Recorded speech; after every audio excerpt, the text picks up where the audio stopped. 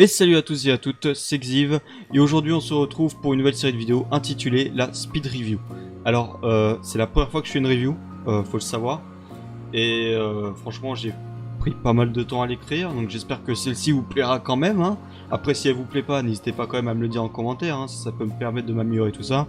Je suis prêt à accepter toutes les critiques, y a aucun problème.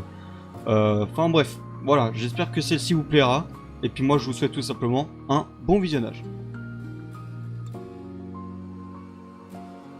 Avec la sortie de Nier Replicant remasterisé au mois d'avril 2021, j'ai eu envie de rejouer au jeu dont je vais vous parler aujourd'hui, c'est-à-dire Nier Automata. Alors pourquoi je fais une review sur ce jeu? Eh bien la raison est très simple, Nier Automata est l'un des jeux le plus beaux auxquels j'ai joué de par sa narration et son ambiance.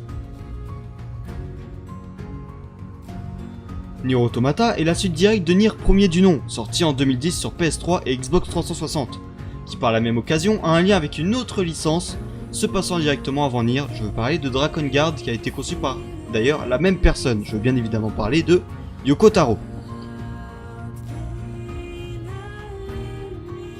Ce qui m'a plu chez Nier Automata, c'est la direction artistique du jeu, que ce soit les graphismes, les OST qui sont incroyablement magnifiques et l'attachement qu'on a pour certains personnages. Mais ce qui m'a choqué le plus, ce sont vraiment les OST composés par Keiichi Okabe, qui restent pour moi les plus belles qu'on puisse avoir dans un jeu vidéo.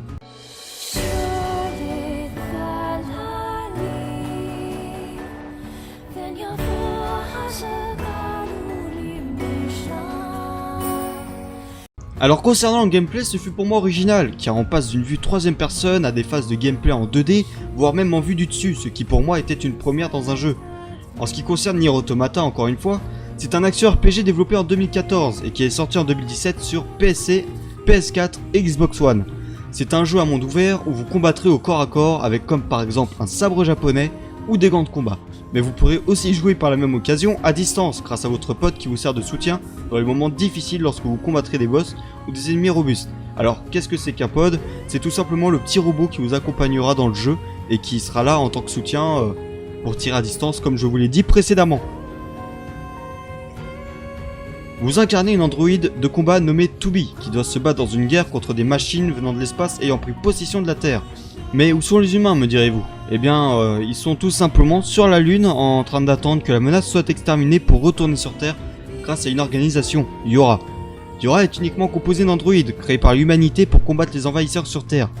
Vous êtes envoyé en mission avec d'autres androïdes qui perdront la vie au cours de celle-ci. C'est alors que vous ferez la rencontre de Nines, un androïde comme vous, et qui vous suivra tout le long de l'histoire pour vous soutenir dans cette guerre qui semble sans fin. Alors oui, c'est un court résumé, mais je ne vais pas vous parler de l'histoire du jeu complet, car je juge qu'il est important pour vous de découvrir ce jeu, qui est malheureusement pour moi sous-coté en Occident, et il mérite amplement d'être joué pour son scénario très bien construit.